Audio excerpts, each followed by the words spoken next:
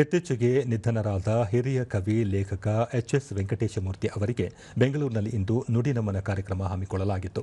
ಈ ವೇಳೆ ಯಶವಂತಪುರ ವಿಧಾನಸಭಾ ಕ್ಷೇತ್ರದ ಕನ್ನಡ ಸಾಹಿತ್ಯ ಪರಿಷತ್ ಅಧ್ಯಕ್ಷ ಎಚ್ಎಸ್ ಸುಧೀಂದ್ರ ಕುಮಾರ್, ಬೆಂಗಳೂರು ನಗರ ಜಿಲ್ಲಾ ಕನ್ನಡ ಸಾಹಿತ್ಯ ಪರಿಷತ್ ಅಧ್ಯಕ್ಷ ಎಂ ಪ್ರಕಾಶ್ ಮೂರ್ತಿ, ಹಿರಿಯ ಕವಿ ಬಿಆರ್ ಲಕ್ಷ್ಮಣರಾವ್, ಪತ್ರಕರ್ತ ರವೀಂದ್ರ ಭಟ್, ರಂಗಕರ್ಮಿ ಶ್ರೀನಿವಾಸ್ ಜಿ ಕಪ್ಪಣ್ಣ, ಪ್ರಾಧ್ಯಾಪಕರಾದ ವತ್ಸಲಾ ಮೋಹನ್ ಸೇರಿದಂತೆ ಮತ್ತಿತರರು ಪಾಲ್ಗೊಂಡಿದ್ದರು.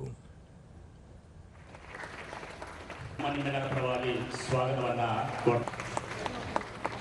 ಅವರ ಜೊತೆ ಬಂದಂತಹ ಕೀಬೋರ್ಡ್ ಹೋಗಕ್ಕೂ ಮನಸ್ಸಿಲ್ಲ, ಮಳೆ ಬರ್ತಾ ಇದೆ, ಮೇಡಮ್ ಅವ್ರು ನನಗ್ಯಾಕೆ ಹೇಳ್ತಾ ಹೋದ್ರೆ ನನ್ನ ಮೇಲೆ ಒಂದು ವತ್ಸಲಾ ಮೋಹನ್, ಕವಿ ಎಚ್ಎಸ್ ವೆಂಕಟೇಶಮೂರ್ತಿ ಅವರು ಕನ್ನಡ ಶಿಕ್ಷಕರಾಗಿ, ಕವಿಯಾಗಿ, ಲೇಖಕರಾಗಿ ಮಾತ್ರವಲ್ಲದೆ ಸಮಕಾಲೀನ ಪ್ರಜ್ಞೆಯ ನಾಟಕ ರಚಿಸುವ ನಾಟಕಾರರೂ ಆಗಿದ್ದರು.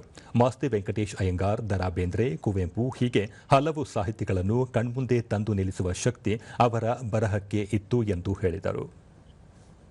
ನಾವೇನಾದರೂ ಮಾತಾಡ್ತಾ ಹೋದ್ರೆ ಮಾಸ್ತಿಯಿಂದ, ಪುದೀನಾಯಿಂದ, ಬೇಂದ್ರೆಯಿಂದ, ಕಾರಂತರಿಂದ, ಕುವೆಂಪುಯಿಂದ ಹೇಳ್ತಾ ಹೇಳ್ತಾ ಹೇಳ್ತಾ ಹೇಳ್ತಾ ಹೋಗ್ತಾ ಇದ್ರೆ ಎಲ್ಲರನ್ನೂ ತಂದು ನಮ್ಮ ಕಣ್ಮುಂದೆ ನಿಲ್ಲಿಸ್ಬಿಡ್ತಾರೆ ಎಚ್ಎಸ್ವಿ. ಈ ಸಂದರ್ಭದಲ್ಲಿ ಖ್ಯಾತ ಗಾಯಕಿ ಸಂಗೀತಾ ಕಟ್ಟೆ ಅವರಿಂದ ಎಚ್ಎಸ್ವಿ ಕವನಗಳ ಸಂಗೀತ ನಮನ ಕಾರ್ಯಕ್ರಮ ನಡೆಯಿತು. ಬೃಂದಾವನದಲ್ಲಿ ಒಂದಿನ